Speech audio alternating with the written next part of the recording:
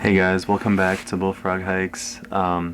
Today I want to discuss my power bank that I'll be carrying for my thru hike of the Appalachian Trail. So,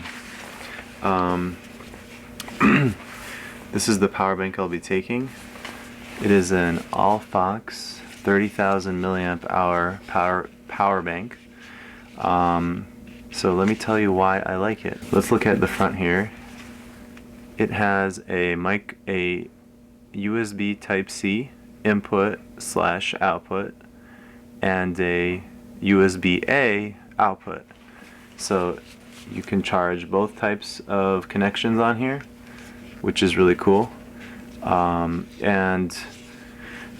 like this power bank because it has a large capacity. It has 30,000 milliamp hours, so that's quite big. Another reason I like it is because it has 60-watt input for the power bank. So what that means is you can recharge this whole thing in 2.5 hours, which is quite remarkable for a power bank of this capacity. Now obviously there are some cons. The weight is around 19 ounces, so it is quite heavy. But I really just like that I can recharge it super fast. So let me show you what I recharge it with. Spigen wall charger. This thing is rated for 65 watts, and what that means is if you plug one cable into either of these, it will send it'll send 65 watts of power to that device, and that's really good because that's what it's rated for. Now if you're charging this with your phone and the power bank at the same time, that will cause the speeds to slow down a little bit, and you'll get 25 watts out of one end, and out of the other end you can get like 40 watts, because the total is 65. So it will be a little bit slower for the power bank to recharge, but it'll still be fine. It's really important to have fast charging devices such as these, because it's super annoying when you get to a gas station or some other spot on the trail where you don't really want to stay there very long. You just want to get in, charge your things, and maybe buy some food, and then get out. And it gets really annoying when you're waiting several hours. It could be 4 hours, 5 hours for your entire power bank to recharge. Some of these older power banks, like some of the RAV power banks, or even the Anchor ones, they're only rated for 20 watts or 10 watts or 15 watts, which is really low. So you definitely want something that's rated for an input of I would say 40 watts and up, but for me 60 watts was the perfect amount. And yeah, I mean, these things are getting cheaper by the day, so it really just doesn't make sense to not pick one up. They're just great. Make sure to stick to reputable brands. Allfox is, it's so-so, I would say.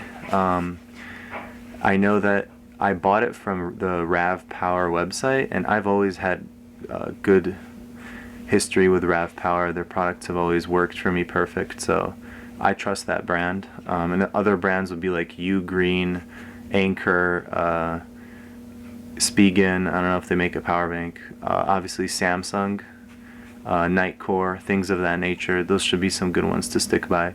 Try not to get any of those like really cheap, like stuff that you'll find, like not Dollar General, but like Ross, or just like some of that like off-brand stuff, because you want to have high quality electronics and you don't want your $1,000 phone to get fried.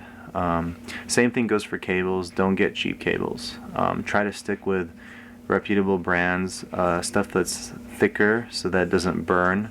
I keep hearing hikers talk about this on the trail, and it's completely false, which is if you get a wall plug that is, let's say this is 100 watts, and then you get one of these that's only 60 watts, when you plug these two together, nothing's gonna explode, nothing's gonna catch on fire, because this thing will only drink what it needs. It won't take any more than what it needs, and this thing will provide it. But it won't force anything into this unless this thing is like some really, really cheap piece of shit and it's like from China, or like not from China, but if this thing is like a really cheap power brick that you found in some gas station, yeah, that might be true. But as long as this is from a reputable brand, these two things should be very compatible, because the wall plug,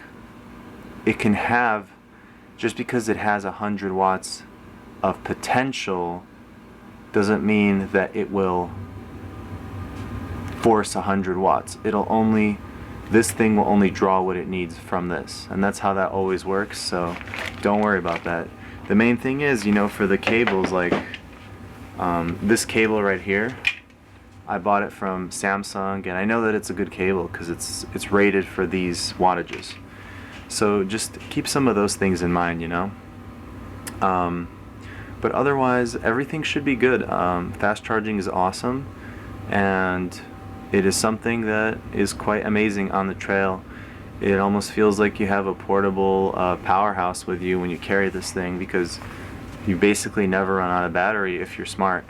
Of course, you can have any amount of battery. You can always run out, because it just depends on how much you use your phone and electronics. But I'm saying for the average Joe would be super happy with this for like a 3 to 6 day hiking trip.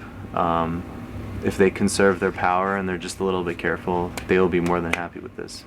So thank you guys for watching. Hope you got something out of this video.